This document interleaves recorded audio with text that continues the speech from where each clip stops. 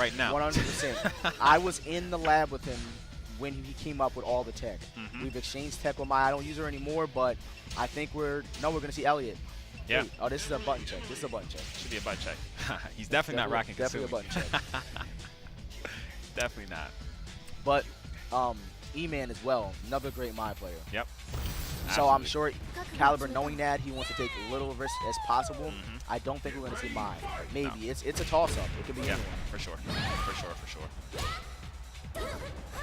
So, is this a... It can't be. This is no, a it's button check. Because they were going in for a while. Yeah, there, it you did. know? It looked like he's trying to play with us right now. But he's trying to play with us. I can tell. I see the little smirk on his face. That's the smirk he gives right before he's about to lay the whooping on somebody. Yep. All right, so Static. E-Man, going by Static Shock now, Syndicate. Part of the Syndicate, my offline team. Yep.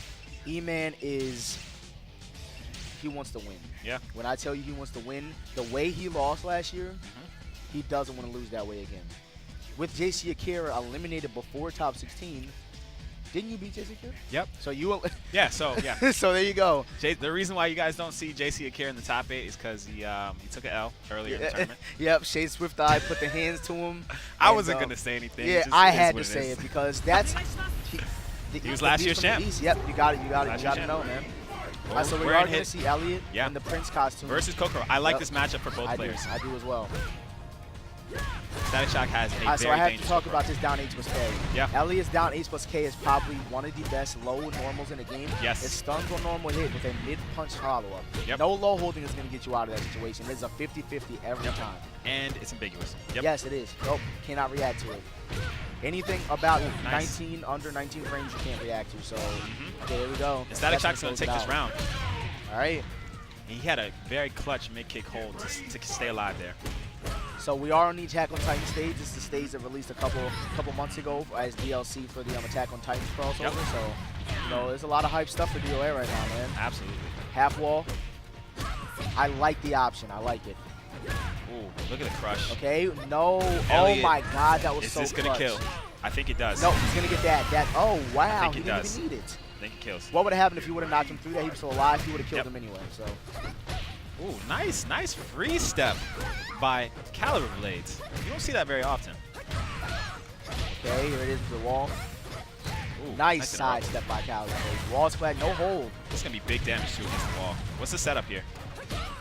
XCaliburBladez doesn't really go for half wall setups as much. He likes to kind of see what his opponent is going to do. Yeah. And that's sometimes the best option. Yeah. But, you know, E-Man. But Static Shock was ready and took that round. Out with the forward throw. I like the costume choice for both these guys. Yeah, it's nice to look at, right? Yeah. Okay, we're going to have. Big damage. Okay, forward punch into the wall squat. Another big time. No rising punch from XCaliburBladez. I think he was trying to do like a 4-sec there, maybe. No, he went for a rising punch and got 3-2 instead. Gotcha. Either way, he's got this power blow. It's going into the interactable. Something about this stage, if the character doing the power blow, that's going to do a lot of damage. That's going to kill. It does about 75%. The thing about the Titan on the stage, if your character doing the power blows, even remotely looking at the Titan, it's going to auto lock onto it. This stage is gorgeous. Shout out to the Attack on Titan crew. This is awesome. Nice defense from Static Shock there. Ooh, what a whip punish. Okay, Cali here just playing with the stun system. Get some good damage. Okay, so Static Shock hitting too many buttons right now. This is going to do a lot of damage. He had the right idea. I mean, he had to hold in that situation. Yeah, that was a must-hold situation. Ooh, +3 there. Ooh. And this is his opportunity. He's got to build some momentum off this. Oh, my God, the clutch hold. Yep. So something about Elliot. Elliot recently got buffed.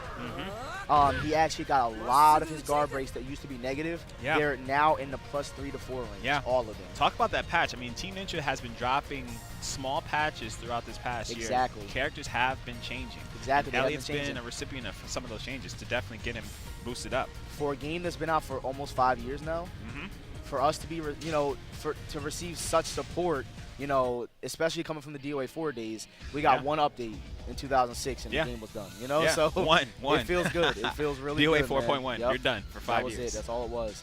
Oof. Some of us played that game for almost 10 years. So that's all we had. That's right. DOA 4 was it. So we're at the character select screen. I don't like this. Once again, this is one of those situations where you just saw with Manny versus CO in the last game. Okay. He played well in that first game. He did. Static Shock played well in this first game. he should stick with Kokoro, which he's going to do. Kokoro was not a bad pick at all. It's not. When you lose with a character, you have to look at how you lose and if it's worth switching. Yeah. If you get blown up for certain things, but if the match was generally close, that was crazy. So that's the thing with Elliot. He's got fast strikes and then slow strikes, and both of them lead to long-lasting stunts. Really long, and he has long strings. Yep. His strings never end. Oh my God. Cali holding a lot. You don't see that often from Cali. Oh, the pumpkin had something to do with that. Ooh, and this is Cali's first time going for that throw. Perfect timing. I like how he mixes it up. Static shock. He's reeling a little bit, but I like what we're seeing from him. He's been a little unlucky in the exchanges. That's really all it is. So static shock coming from winner's bracket. He has a little room right now. So. Yeah, certainly. He's not out of this game. You don't ever want to go down a loser bracket. No. Ever. So we're gonna see Static Shock send XCaliburBladez off to the next level of the stage here. Yeah. And I expect Static Shock to close this out unless, yeah, there we go. Nice mid-punch hold. Yeah. See, there's always that 50-50. You think, oh, he has a full life bar, I shouldn't grab him. Sometimes you got to go for it, man. Ooh, goes for the throw. Low counter. Saved him. Love it. When in doubt, low counter. Okay, punch down, kick punch. He's going to retrack every time. Big damage from Static Shock. I like what we're seeing. Cali's in trouble. He's got to get some damage out of this. Very nice. What's the setup here? That's guard break. +4, +3. Going into the wall. I don't think he'll kill. No, one more mix-up. Oh, no. Wow. Mid-punch. It's risky. And it's so ambiguous. You can't tell if that's a low or a mid. It's crazy. If he would have laid there anyway, he would have died. Yeah. So.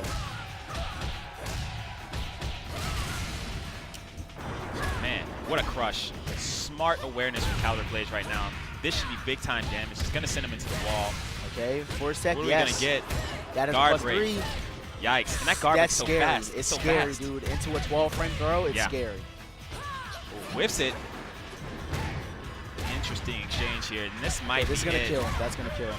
I like the thought process from Static Shock at the end there. I'm just surprised that he went for such a hard read. Like, he went for a throw to punish a low hold that just wasn't there. Yep.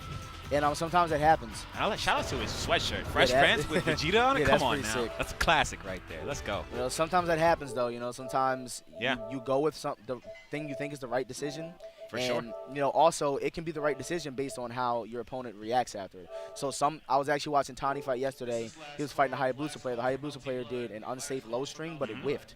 The guy low held after it for some reason, and Tani got the low throw. So that read, sometimes you got to go your gut, man. You know, because if you would have hit a button, he would have got hit. Yeah. So you know, sometimes you got to go with your gut. Live and die by your gut. I mean, this is top 8. You put it all on the line out here. You know, you don't want to leave anything. Definitely.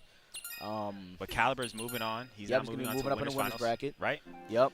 And then one more match after that, he'll be grand finals, right? Yeah. Yep. Yeah. I think Static Shock's going to end up playing. If I'm thinking about these brackets correctly, he's going to end up playing Master. Oh man. Because he's going to flip down. Oh man. So we have 2 Texas players that are going to have to fight. They fight all the time. And you know what? Shout outs to Texas. I really don't like Texas, but shout outs to Texas. They always seem to somehow snake their way in the top 8. Always. So shout out to those guys. Master always tries to weasel his way in there, and he sure does every time. Shout out to those guys. I mean, of course. E-Man is a really consistent top 8 placer. There's very few events, I think, maybe in the beginning of his competitive career, but I'd have to say the last 4 majors, he's gotten top 8. Yeah, I mean, he's had a few rough patches, but for the most part, he's a consistent player. I mean, it really started. If you want to talk about the history of the game, like we had final round. I think it was final round 15, and it was that first big DOA tournament with DOA5 Vanilla, where it was a $5,000 prize pot. E-Man's in top 8, and he got eliminated by Chosen One. Wow. And Chosen One. Shout out to Chosen One. Yeah, Chosen One standing on top of the chair. He's taunting. And I'll never forget the look on E-Man's face that day. He was like, that's not going to happen to me ever again. I'm going to hit the lab. And it shows. One thing about E-Man. It shows. E-Man is one of the, and a lot of, even top players, one of the few players that actually watches why they lose, and they will improve on it every time. You will see E-Man lose one way and come back and play completely different. Yep. He makes That's the just the kind of player he is. That's what makes a top player. So you know what's interesting too? So Christie is one of those top 5 type of characters. Okay. Yep. Definitely. And E-Man and Quiggles are notoriously known for having dominated the scene with those 2 characters in previous years, but neither one pulled out those characters this weekend. You know what I've noticed a lot, especially from Quiggle and E-Man. E-Man and Quiggle, E-Man more known for